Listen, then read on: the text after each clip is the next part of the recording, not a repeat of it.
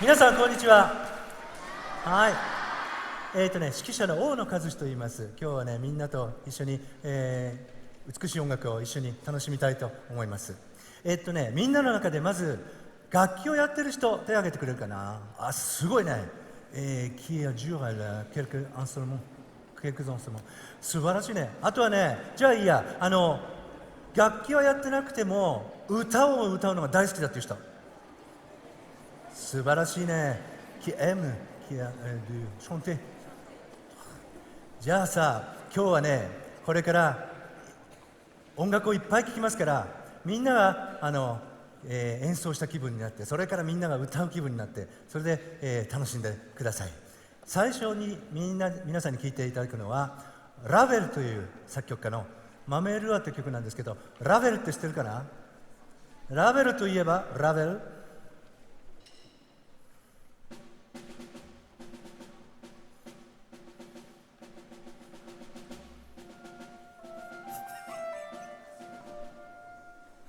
これ何？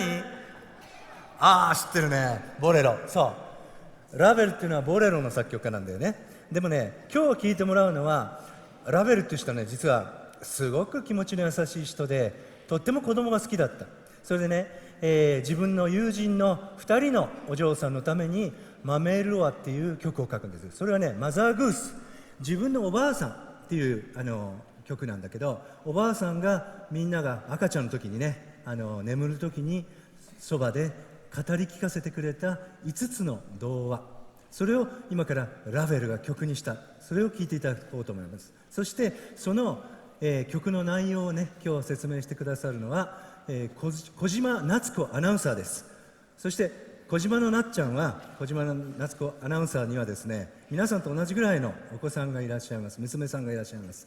ですからおそらく皆さんの気持ちになって優しいお話をしてくださると思います。それでは小島さんどうぞ。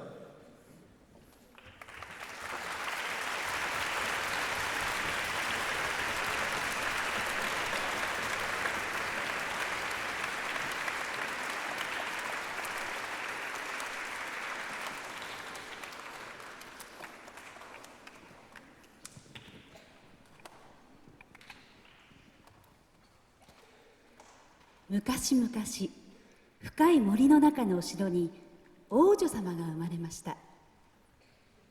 王女様の名前はフロリーヌ。待ちに待った王女の誕生に王様とお妃様は大変喜び、お城で盛大なお祝いのパーティーを開きました。国中の人々が集まり、森の妖精たちもみんな招待され、しかし悪い妖精だけは招待されませんでした。悪い妖精はとても怒り、突然お城にやってきてこう言ったのです。フロリーヌ姫は16歳の誕生日に糸紡ぎの針で指を刺して死ぬだろう。なんと恐ろしい呪いの言葉。しかしいい妖精がすぐに言い直しました。いいえ、姫は死にません。その代わり100年の眠りにつくでしょう。こうしてフロリーヌ姫は予言通り、16歳になった日、指に糸紡ぎの針を刺してしまい、100年の眠りについたのです。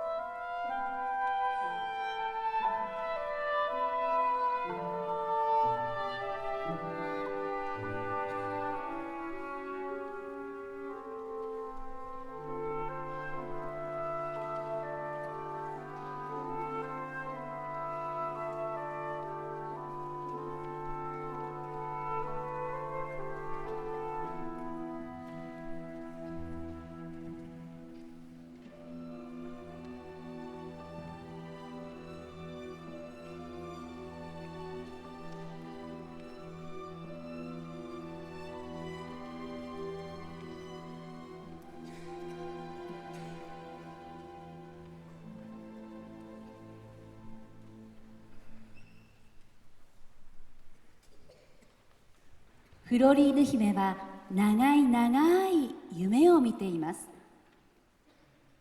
ここは深い森にある木こりの家。木こりの夫婦には7人の子供がいましたが、一番下の子は親指ぐらいの大きさしかなかったので、親指小僧と呼ばれていました。木こりの夫婦はとても貧しく、7人の子供たちに満足な食べ物を与える余裕もなく、泣く泣く親指小僧を森の中に置き去りにして帰ってきてしまいました。でも頭のいい親指小僧はパンくずを歩いてきた道々に順番にまいてきたのです。パンくずをたどれば家に帰れるさ。一粒ずつ拾って食べながら帰ろうとする親指小僧。しかしなんと途中からパンくずが小鳥に全部食べられてなくなっているではありませんか。哀れ親指小僧は森の中をさまよい続けるのでした。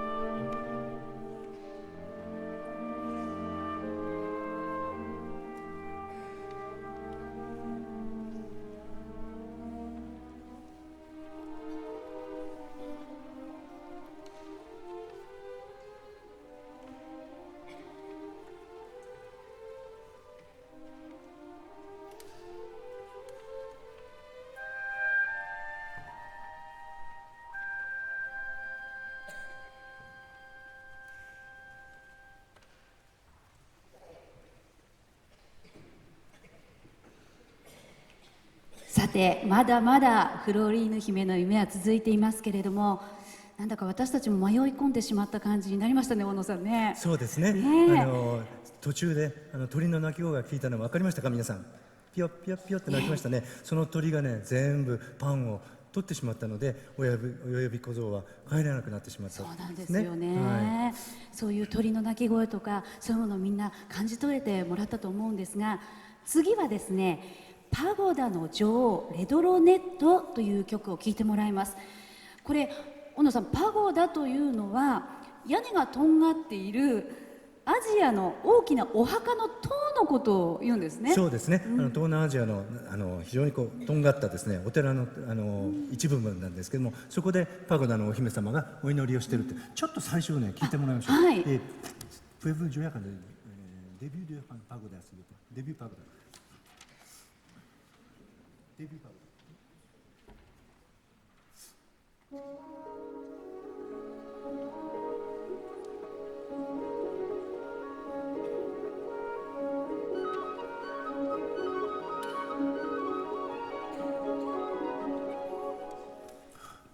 なんかどうですか？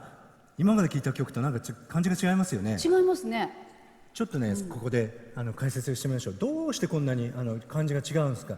ちょっと東洋的な日本の音楽のような感じがします。今からねちょっとピアノを弾きます。ここにね鍵盤が出てくるからちょっと見ててくださいね。じゃあ皆さん上のモニターを見ていてください。今までね聴いてた 1曲目2曲目は普通の音階、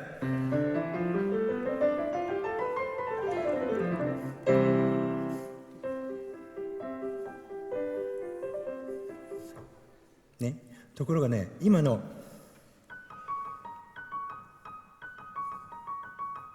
これはどういう音階からできてるかというと、ではなくて、わかります？見ててくださいね。今からもう一回西洋の音階、これ今のところ全部白いところを弾いてましたよね。それで今から聴いてもらう日本の旋律と見てくださいね。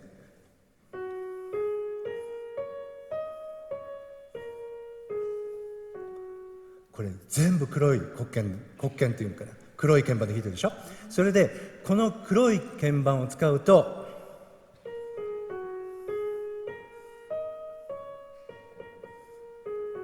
あれ知ってるよね。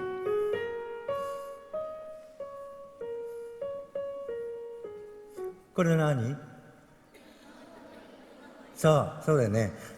あるいは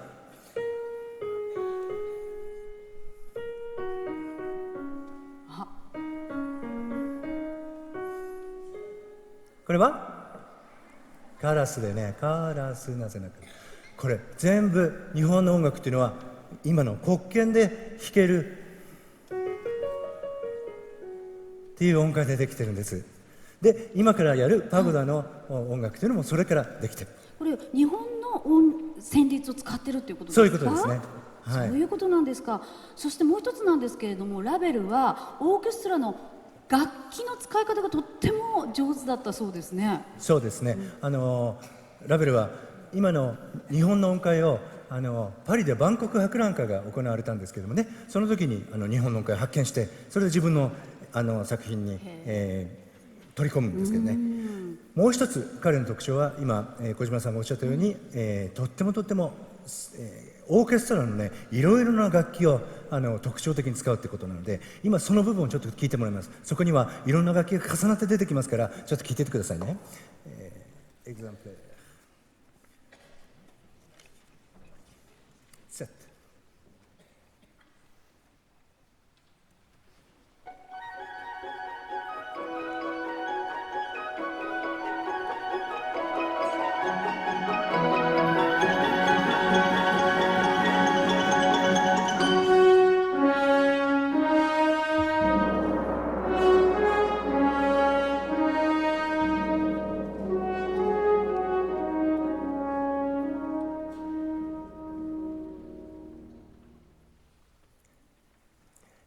今ね一番特徴的な楽器が2つ出てきました。それをちょっとソロで聴いてみましょうね。はい、まずね、木琴です。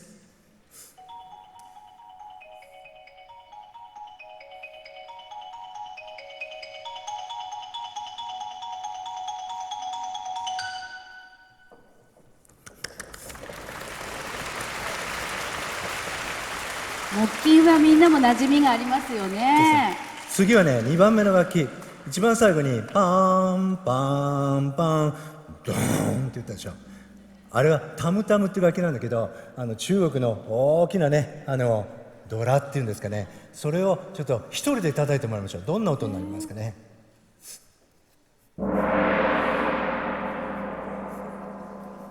なんかちょっと途端に中国のようななんか感じがしますね。テレビで料理番組でやってましたね、こういうのね。それすごく古いですけど、はいあそうですかはい、でもなんか中華料理が運ばれてくるような、なんかそんな感じがしますね。はいまあこのようにですね、いろんな情景が見えてきたと思うんですけれども、それではパゴダの女王レドルネットの物語をここでお話をします。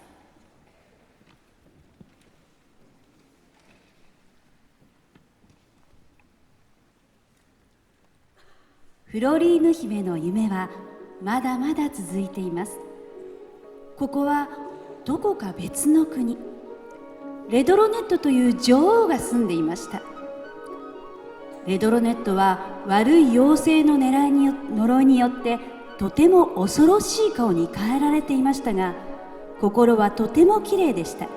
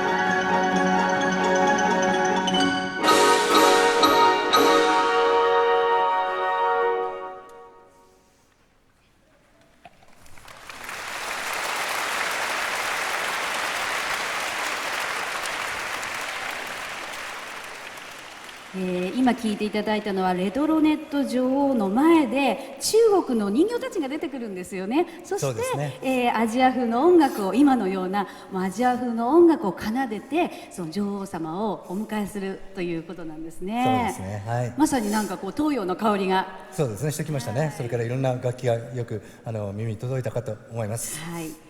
さあ続いてなんですがフロリーヌ姫が見た次の夢というのは美女と野獣の対話です。これみんな知ってますよね。美女と野獣、映画にもなっています。そうですね、はいはい、魔法によって野獣に姿を変えられてしまった王子様が美しい娘の本当の愛と優しさのおかげで人間に戻るというお話なんですが、小野さんどんな音楽かちょっと聞いてみてもいいですか。じゃあ最初にね、王女様の音楽、それから聞いてみましょう。タラリラリ、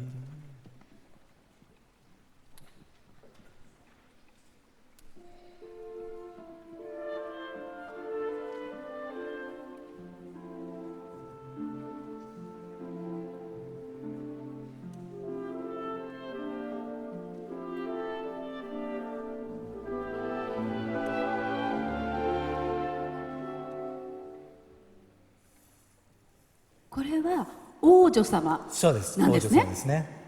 優しいですね。そうですねなんかね、はい優雅ですね。それに対しまして、ははいい、今度、吹いてもらうのが、野獣の音楽なんですけども、野獣の楽器はどういう楽器を吹くかちょっと、注目してみたいと思います。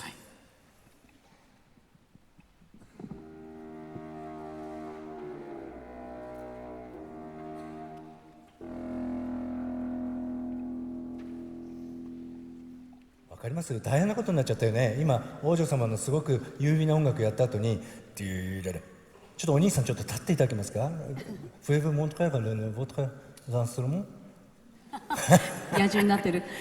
今このお兄さん面白いね。野獣って言ったらね、こういう声したんだけど、もう一回楽器を見せていただけますか？フェーブモントカーガルのボトカダンスルもすごいね、OK。それではもう一度吹いていただきましょう。Pouvez-vous jouer encore une fois avec le danson, pas avec le visage。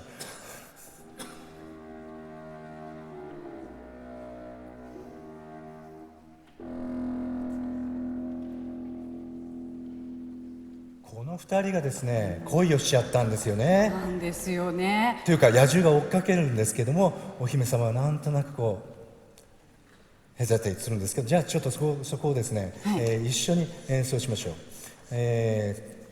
シフルトワする。じゃあ二人の対話ですね。はい。シフルトワ。